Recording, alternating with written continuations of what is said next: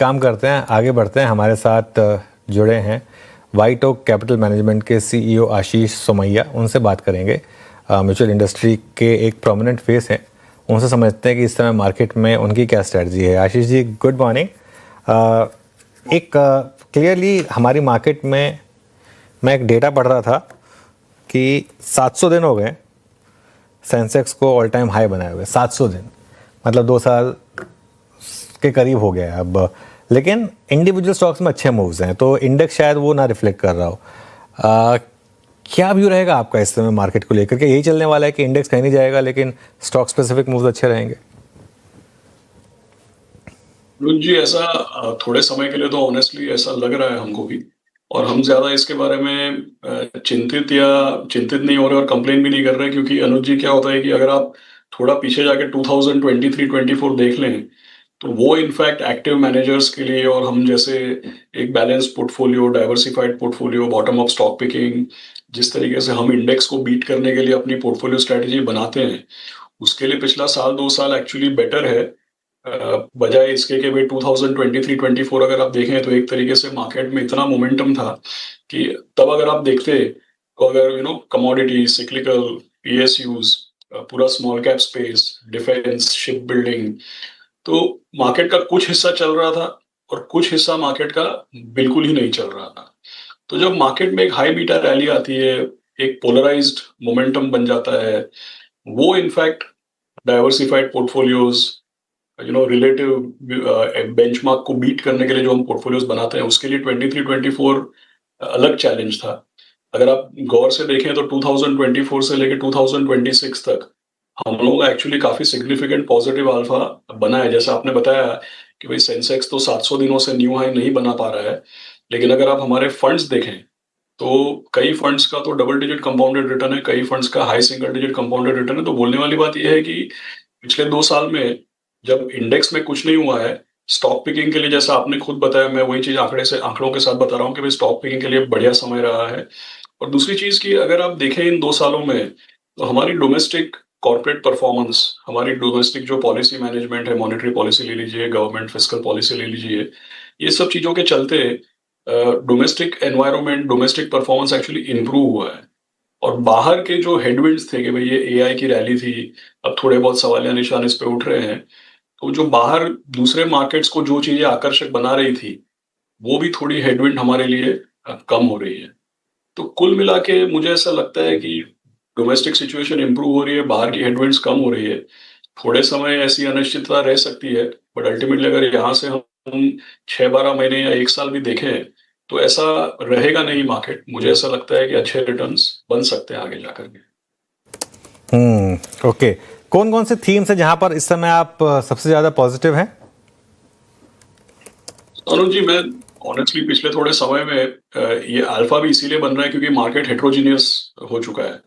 Market में अगर आप देखें तो काफी मुश्किल है कि किसी एक थीम या किसी एक सेक्टर को पकड़ के चले। इनफैक्ट हमारा बढ़िया अल्फा इसीलिए बन रहा है क्योंकि मार्केट में कोई एक मोमेंटम या कोई एक थीम स्पेसिफिकली चल नहीं रही है।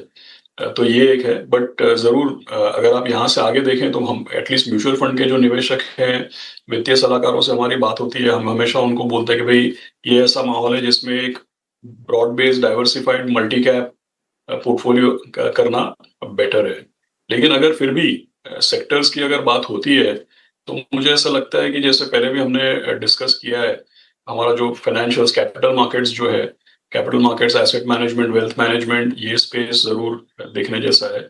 और पिछले 2 साल में जो चल रहा है उस ट्रेंड को अगर आप आगे देखें, तो जितना भी इंडस्ट्रियल्स, मैन्युफैक्चरिंग और न केवल बड़ी कंपनियां, स्मॉल कैप, माइक्रो कैप, पूरा जो एक ब्रॉड यूनिवर्स है, इसमें ज्यादा अपॉर्चुनिटीज हमारे टीम को देखने को मिल रही है। आशीष जी नमस्कार, वीरेंद्र बोल रहा हूँ। ये कमोडिटीज में जो एक मूव आया है Ashish ji, I mean gold, precious metals के साथ साथ अगर आप इंडस्ट्रियल मेटल्स को देखें, सब में एक मूव आया है। इस पर आपका व्यू क्या है और इस मूव पे कितना ट्रस्ट करें और इसको खेलने के लिए क्या इस पर मतलब उतरना चाहिए मैदान में, और आपने फंड में अपने क्या स्पेस दिया इसको? वीरेंद्र जी, जरूर। इनफैक्ट गोल्ड अगर आप देखें, जैसे एक अच्छा इंडिकेटर होता है कि हम लोग खुद मल्टी एसेट फंड्स मैनेज करते हैं जिसमें गोल्ड और सिल्वर का एक इम्पॉर्टेंट एक्सपोजर रहता है। जैसे अगर आप 2 साल पहले देखें तो गोल्ड का एक्सपोजर फर्स्ट कीजिए 23-24% था, सिल्वर का भी 10-12% एक्सपोजर था, बट सिल्वर को हम हमेशा आर्बिट्राज अपॉर्चुनिटीज ज्यादा ढूंढते हैं, लॉन्ग पोजीशन लेना अवॉइड करते हैं क्योंकि सिल्वर वॉलेटाइल बहुत ज्यादा है। तो 1 मिनट के लिए सिल्वर को मैं साइड पर रखता हूँ। नॉर्मली हम सिल्वर रेकमेंड करते नहीं है क्लाइंट्स को क्योंकि बहुत ज्यादा वॉलेटिलिटी है, और सिल्वर में जैसा मैंने बताया हम केवल आर्बिट्राज कैप्चर करने की ट्राई करते हैं, लेकिन गोल्ड में जरूर हमारे लॉन्ग पोजीशंस होते हैं।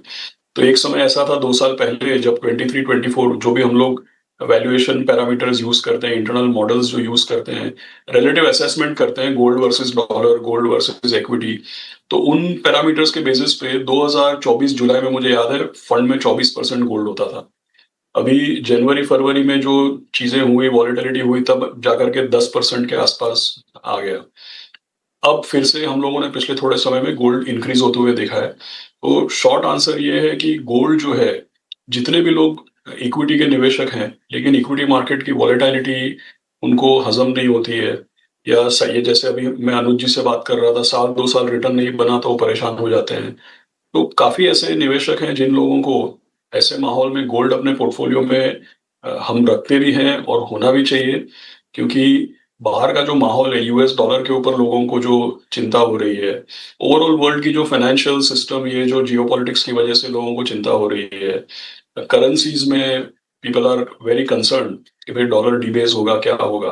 तो उसकी वजह से गोल्ड तो आई थिंक सुर्खियों में रहेगा, और पोर्टफोलियो में भी गोल्ड होना चाहिए। सबकी अलग अलग रिस्क रिटर्न प्रोफाइल के अनुसार होगा, लेकिन गोल्ड हम लोग हमारे पोर्टफोलियोज में भी रखते हैं जहां पे उसकी पॉसिबिलिटी है, और लोगों को भी एडवाइस करते हैं।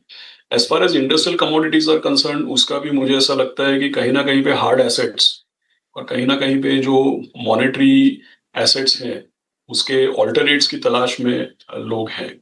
तो इसकी वजह से शायद इवन इंडस्ट्रियल कमोडिटीज में एक मूवमेंट है, लेकिन वहां पे ये ध्यान रखना चाहिए कि भाई लोगों का एक ओवरआर्चिंग वरी लोगों की ये है कि ग्लोबली आर्थिक व्यवस्था स्लो डाउन हो रही है, चाहे आप यूएस की बात करें, चाइना की बात करें, यूरोप तो वैसे भी बहुत ज्यादा ग्रोथ दिखा नहीं रहा था। तो जब पूरे वर्ल्ड में एक इकोनॉमिक स्लो डाउन की चिंता है, तो कमोडिटीज कितना चलेंगी? यस, डेफिनेटली मॉनेटरी सिस्टम के सामने आप ऑल्टरनेटिव्स ढूंढ रहे हैं, इसलिए कमोडिटीज चल रही है, उसमें गोल्ड की अपनी अलग पोजीशन है, लेकिन इंडस्ट्रियल कमोडिटीज की वॉलेटिलिटी बहुत ज्यादा रहेगी, उससे सावधान रहना जरूरी है। अच्छा आशीष जी, एक समय बाद, लंबे समय बाद एक इंडस्ट्री में जो बदलाव हो रहा है वो है टेलीकॉम। आप देखिए क्या प्राइस हाइक्स हैं, प्राइस हाइक्स सस्टेन कर रहे हैं और हो भी रहे हैं। The weakest player in the entire telecom, Vodafone idea, उसके लिए भी बैंक सब क्रेडिट लाइन खोलने को तैयार हैं। उसके इनफैक्ट सब्सक्राइबर एडिशंस विजिबल हैं, और ये एक ऐसा स्पेस है जो कि वेल्थ क्रिएट करके दिया भी है, ट्रैक रिकॉर्ड भी है, सारे प्लेयर्स इस वक्त अच्छा पैसा बना के दे चुके हैं। अगले 5 साल के लिए, 10 साल के लिए स्पेस कैसे प्रिपेयर हो रहा है?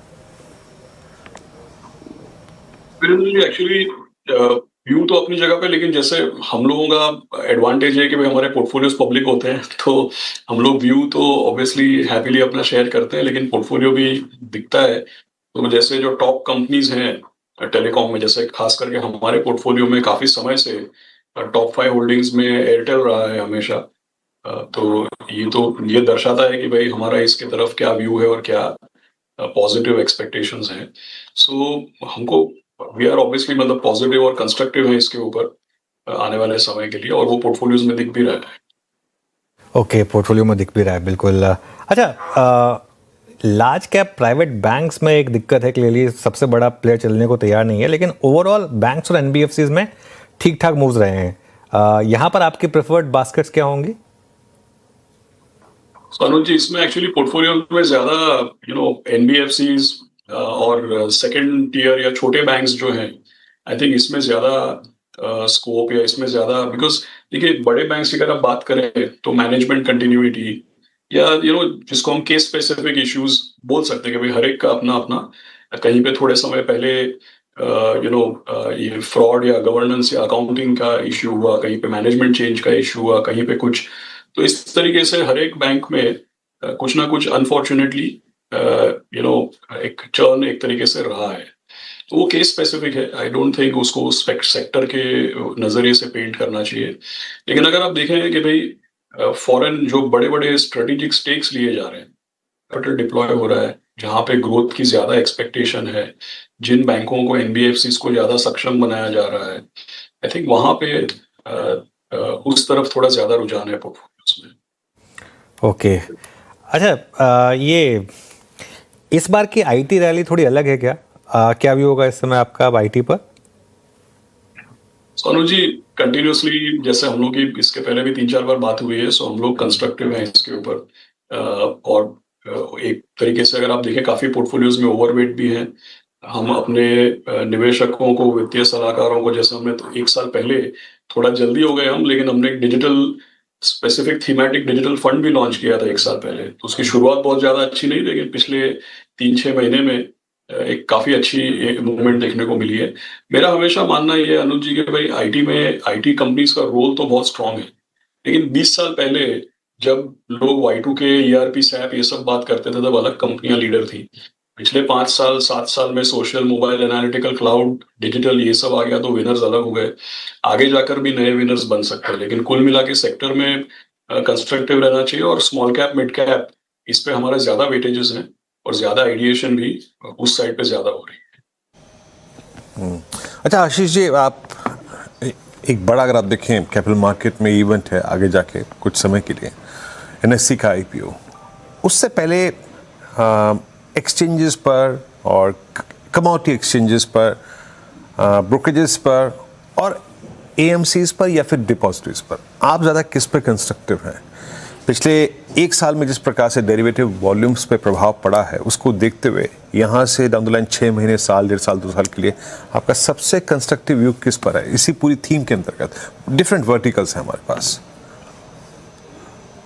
थोड़ा मतलब आपको मेरा जो व्यू है उसको एक पिंच ऑफ सॉल्ट के साथ लेना चाहिए। थोड़ा हम कॉन्फ्लिक्टेड भी होते हैं, लेकिन हमको लगता है कि जो ज्यादा सस्टेनेबल है वो पहले तो वेल्थ मैनेजमेंट और एसेट मैनेजमेंट, ये हमको लगता है कि, क्योंकि देखिए क्या है कि आप मार्केट्स को लेकर के कोई भी तरीके का सिनेरियो ले लें, अल्टीमेटली जो वेल्थ मैनेजर्स हैं, जो क्लाइंट की वेल्थ हैंडल करते हैं, और इंडिया में उसमें सबसे ज्यादा ग्रोथ दिख रहा है। तो वैसे तो मैं खुद एसेट मैनेजमेंट कंपनी चलाता हूं, लेकिन फिर भी मुझे ऐसा लगता है कि वेल्थ मैनेजमेंट जो है ये आई थिंक मेरे पर्सनली मुझे ऐसा लगता है टॉप प्रायोरिटी पे रहेगा। उसके बाद एसेट मैनेजमेंट रहेगा, और उसके बाद, क्योंकि ये जो वेल्थ मैनेजर और एसेट मैनेजमेंट है, इसके पास एसेट्स की कस्टडी है और ये क्लाइंट्स को फी चार्ज करते हैं, और ये क्लाइंट्स का पैसा जिस तरफ चाहे उस तरफ, या जिस तरफ सूटेबल है क्लाइंट के लिए उस तरफ उसको डिप्लॉय करवा सकते हैं।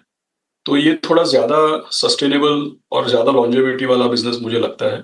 तो इसलिए मैंने बोला वेल्थ मैनेजमेंट, एसेट मैनेजमेंट, और इसके बाद जितने भी ट्रांजैक्शन ड्रिवन है, ये मेरे नजरिए में इसके बाद आते हैं। तो इसीलिए उसके बाद ब्रोकिंग और ये सब आता है। आई थिंक जहां तक एक्सचेंजेस की बात है, तो इसमें तो ऑब्वियसली आप जानते हैं कि मोर और लेस हर जगह पे मोनोपोली, डुओपोली, इस तरीके की अरेंजमेंट है। तो मेरा pecking order wealth management, asset management, उसके बाद transaction driven businesses. And I think transaction driven businesses में definitely exchanges would be on top, क्योंकि बहुत ही स्ट्रॉन्ग पोजीशनिंग है जो भी एक्सचेंजेस है यहाँ पे। अच्छा, ऑन सीरियस नोट, वैसे हालांकि हम जब इस स्पेस के बारे में बात करते हैं तो हंसी मजाक शुरू हो जाता है, बट लिकर मतलब बेस्ट वेल्थ क्रिएटर रहा है। अगर आप रेडिको को देखें, आप यूएसएल में भी मूव आया पिछले 1 साल में, अच्छा खासा मूव है। बाकी मिड कैप में आप तिलक नगर को देखिए। आपने किसी फंड में स्पेस दिया है क्या इस स्पेस को? वीरेंद्र जी, बहुत ज्यादा एक्सपोजर है नहीं एक्चुअली हमारे पोर्टफोलियोज में। अगर तो एक तरीके से आप बोल सकते हैं कि उस रैली में हमने कोई बहुत ज्यादा पार्टिसिपेट किया नहीं है, लेकिन जनरली स्पीकिंग अगर आप देखें तो ग्रोथ सेक्टर है अल्टीमेटली, क्योंकि क्या है कि इसकी खपत बढ़ने वाली है। डिस्क्रेशनरी कंजम्पशन का बहुत बड़ा हिस्सा है ये। तो इसमें मुझे कोई डाउट नहीं है, लेकिन हमारे पोर्टफोलियोज में इसका कोई बहुत ज्यादा रिप्रेजेंटेशन नहीं है। चलिए, कई बार ये भी होता है कि हमारे पोर्टफोलियोज में हम लोगों को एक तरीके से, कुछ पोर्टफोलियोज में ऐसा होता भी है कि भाई एक एथिकल या ईएसजी कंप्लायंट इन्वेस्टमेंट की भी जरूरत होती है। तो कभी कभी ये एक्सपोजर एनीवे अंडरवेट या नहीं के बराबर हो सकता है। ओके, चलिए आशीष जी, बहुत बहुत शुक्रिया आज हमारे साथ जुड़ने के लिए और अपना समय रखने के लिए। आप